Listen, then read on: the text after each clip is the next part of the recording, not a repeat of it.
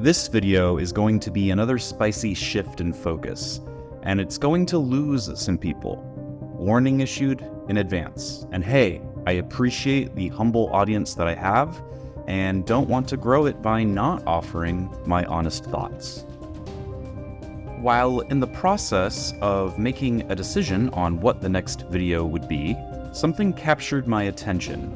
An online argument, feud, challenge, whatever you want to call it, it emerged out of the perilous percolator of piping hot internet friction that is Twitter. And what was brewing is the proposed debate between presidential candidate Robert F. Kennedy and Dr. Peter Hotez. To provide a short recap for those who've missed it, or any future viewer after this teapot tempest has passed, Joe Rogan had Robert F. Kennedy on the JRE on June 15, 2023. The man is running for president as a Democrat, theoretically challenging Joe Biden. Previously, Joe has had Dr. Peter Hotez, evidently an attention-seeking doctor who goes on Pfizer-sponsored cable news shows to basically echo the same line on, what can we say on YouTube, pokes, as certain other Napoleonic, diminutive doctors. This is not a neutral take, but Hotez has, at different intervals, wanted to label criticism of health officials as a hate crime, confessed to being a junk foodaholic. I'm not as cautious about my diet as I should be. I'm a junk foodaholic, actually. Deflected criticism by complaining he's being bullied and harassed online.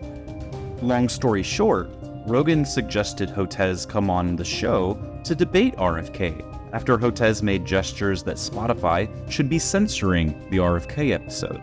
Rogan's response is consistent with, for example, when he brought Tim Pool on to engage critically with Jack Dorsey after a poorly received first interview. Tim Pool's finest hour, if you ask me. Yeah, thank you for the feedback. Hotez has responded by essentially demanding that the very premises being debated be conceded in advance. He compared any conversation to be had otherwise to going on Jerry Springer. He's gotten more feedback on this from others, including the great Eric Weinstein, with newspapers and legacy media typically defending him, and new media being much more critical. Hotez has responded negatively to this criticism, and his choice of venue for airing grievances was Mehdi Hasan on MSNBC. Let's assume I'm wrong, Richard. I'm wrong. Let's assume I'm wrong. I'm wrong. I'm happy to concede that, Richard. I'm happy to concede it. I'm wrong. Okay, we're sufficiently caught up, and none of this is my precise focus, but it did get me thinking. What is the American people's level of confidence that a man appearing on Pfizer-funded media, paid by Pfizer, advocating for a Pfizer product at every opportunity, suffers no compromising conflict of interest to his objectivity? One would think low, and clearly I'm not neutral on that position. But what kept going through my mind was an old King of the Hill episode, Trans-Fascism.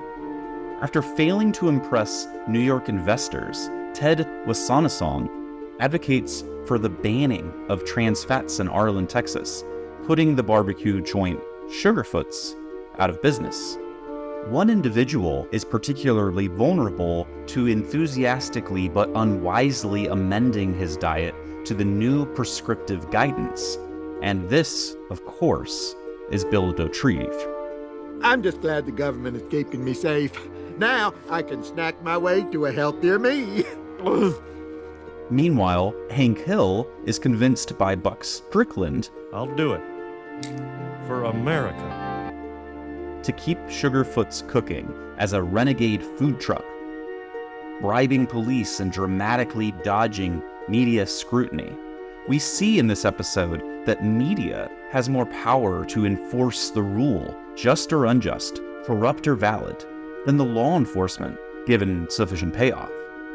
Hank operates under the illusion that the rule of law is only neglecting enforcement based on the justice of their cause. Well, how about that? The cops are on our side. We must be making a difference. until his naivete is ended with a confession by Buck. Typical Hank. Ah, screw it, old top. We're bribing the cops to stay in business. He's on the take? So, what does this episode have to do with the Hotez RFK discussion? I think the whole episode has applicable lessons, but I'm primarily focusing on Bill. He is shown to be unhealthily vulnerable to messaging, following guidance to the absolute extreme. Only when forced to confront his resulting poor health does he reconsider, and this cycle has repeated several times. The government is the source of his zealous fidelity in this case. I wish the government would just ban itself. Wrap your head around that, fellas. But does that mean that trans fats are healthy? It's almost certainly true that Bill's diet could be improved by reducing that one nutritional input, but by exclusively focusing on the cause célèbre, he is shown to have worsened health outcomes. The episode makes it clear that marketing has the same impact on the suggestible man as a questionable government dictate. Bill, we've been down this road before.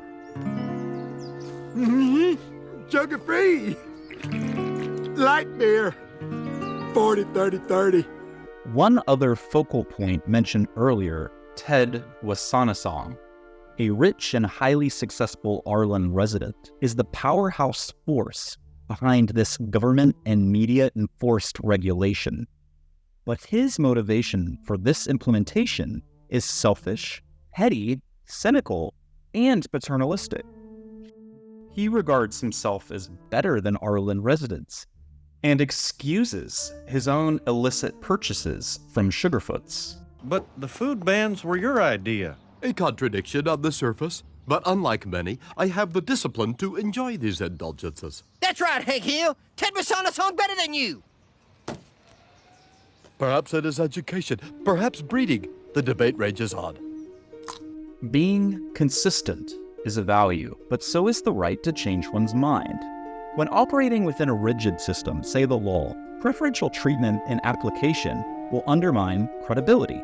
Same goes for all forms of media outrage. Are grown men in the media who wear bow ties on CNN embarrassing themselves? Or is that a convenient bond for an opponent? No, this is theater. I mean, it's obvious. How old are you? 35. And you wear a bow tie. Yeah, I do. Ad hominem attacks, including the, if I may, rather gentle ones in this video, are not debate. They explore the credibility of the person rather than the idea. This may serve a purpose, but it is a poor excuse to not aggressively explore uncomfortable questions. Saying that RFK is simply too dishonest or somehow immune to live or even delayed fact-checking is absurd. Debate contained and filtered dismisses unorthodox thinking and allows for corruption. And it's reasonable to think that discovery lies at the fringe, even if that frontier sometimes seems reckless or flawed. Just as anyone is capable of lying, any institution can have ulterior motives. Likewise, a person or an institution is capable of having essential, expert information. How do we know which is which without expertise in all things at all times? You don't have to worry about me anymore, Hank. The government is doing that now. I can't answer for you, so I will leave you by borrowing from Starship Troopers. Figuring things out for yourself is the only freedom anyone really has. Use that freedom. Make up your own mind, Rico.